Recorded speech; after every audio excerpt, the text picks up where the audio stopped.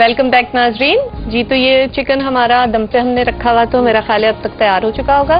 बिरयानी भी दम पे रखी हुई थी और हाँ, और खुशबू भी आ रही होगी आपको, अच्छी खुशबू आ रही है। तो बस अब डिश आउट करना है। ये घी मैंने गर्म करने के लिए रखा हुआ है ताकि हम बिरयानी पे बिगाड़ लगा दें गर्म घी का। ठीक है, एक दफा मैं रिकैप कर देती हूँ। शीर खुरमे के लिए मैंने 1.5 लीटर दूध में 1.5 कप चीनी डाली थी, 2 चम्मच साबूदाना सिवैयाँ भून के डाली थी 2 चम्मच के करीब, और छुहारे, बादाम, पिस्ते, ये सब जो डलते हैं उमूमन आप लोगों के घरों में भी, आप शीर खुरमा बनाते होंगे तो ये सारी चीज़ें डालते होंगे, ये सब मैंने डाली थी। बादाम और पिस्ते मैंने भिगो के रखे हुए थे, फिर उनका छिलका उतार के उनको बारीक काट के डाला था। कुछ देर पका के ये मैंने निकाला हुआ है वहाँ पे।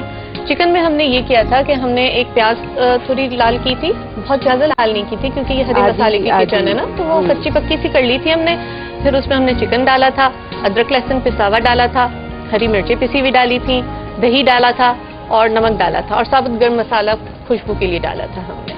तो उसको हमने पका लिया है इतनी देर कि उसका पानी खुश्क हो जाए और वो चिकन गल जाए। तो ये देखिए चिकन की ये शक्ल आई है बिल्कुल, ये देखें तैयार हो चुकी है। खुशबू बड़ी अच्छी जी। इसके ऊपर जो है वो हमने ये धनिया और पुदीना पीस के रखा हुआ है। ये जब हम डिश में निकालेंगे तो ये हम इसके ऊपर से डालेंगे। इसमें मिक्स करेंगे बस हम अभी ये डाल के और फौरन ही बस निकाल देंगे ताकि वो ग्रीन रहे ना। और ये जो मैंने हरी मिर्ची ये काट के रखी हुई है, ये भी डालेंगे, ये भी डालूंगी मैं इसमें। अदरक मैंने काट के रखा हुआ था, ये डाल रही हूँ मैं। अच्छा, ये तो ये बड़ी मतलब ऐसे लोगों के लिए जो कि कम मिर्चें पसंद करते हैं तो उनके लिए बड़ी अच्छी चीज। ये देखिए, इसको बस हम जरा से पकाएंगे कि इसकी खुशबू अच्छे से आ जाए, वरना ज्यादा पकाने से ये है कि ये काला हो जाएगा। ठीक है।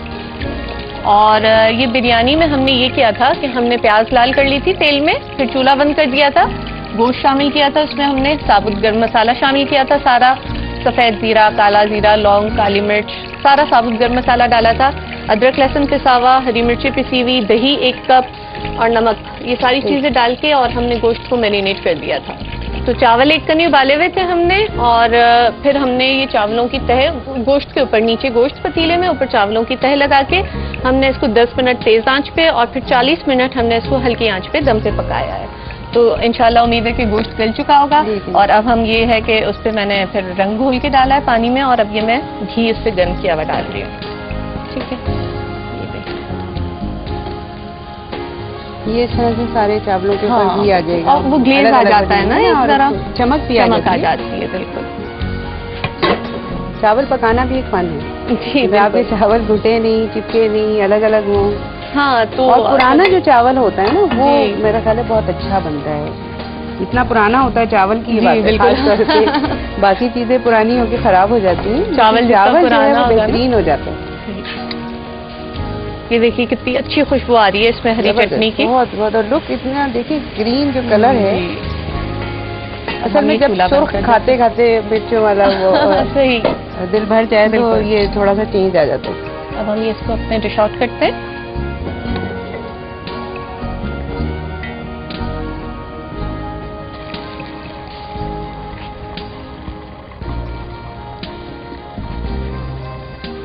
अच्छा, ये प्रेजेंटेशन जो है ना, जिस हम बात कर रहे थे ना, बड़ी अहम होती है। आपने चीज पका तो ली, बहुत अच्छी बना ली, लेकिन आप भर के ऐसी किसी भी चीज में यूँ रख दिया नहीं उसको जरा थोड़ा।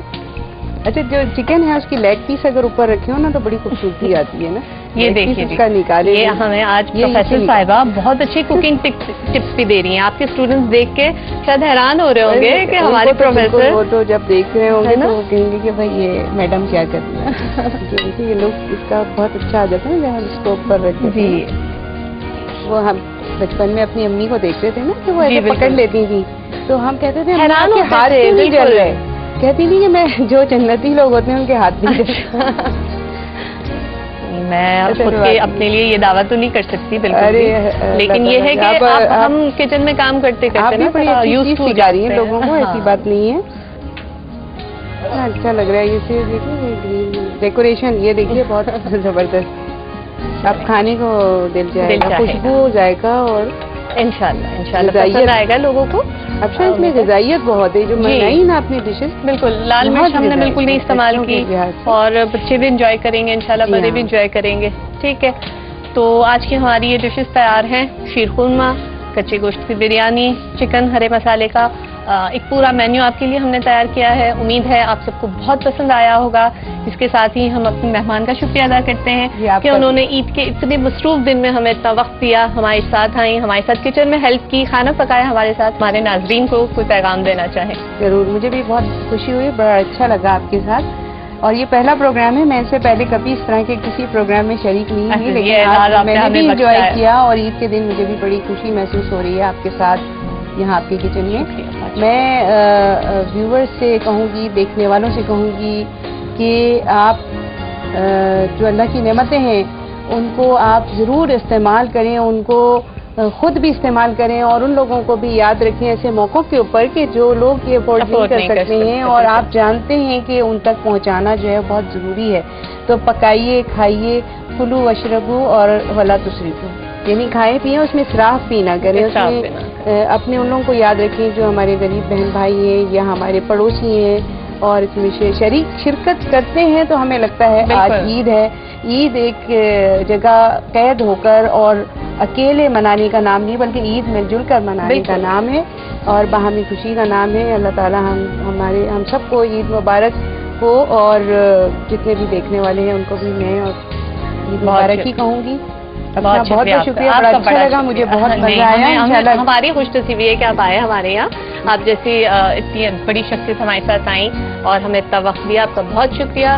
जी तो नाजरीन, मैं भी आपको यही पैगाम दूंगी कि ईद खुशियों का नाम है, खुशियाँ बांटने का नाम है। खुशियाँ बांटिए, जितनी हो सके उतनी खुशियाँ और आसानियाँ तकसीम कीजिए। इसी के साथ अफशा फैसल को इजाज़त दीजिए। इंशाअल्लाह कल ईद के दूसरे दिन आपसे फिर मुलाकात होगी कुछ नई डिशेस के साथ। तब तक के लिए इजाज़त दीजिए।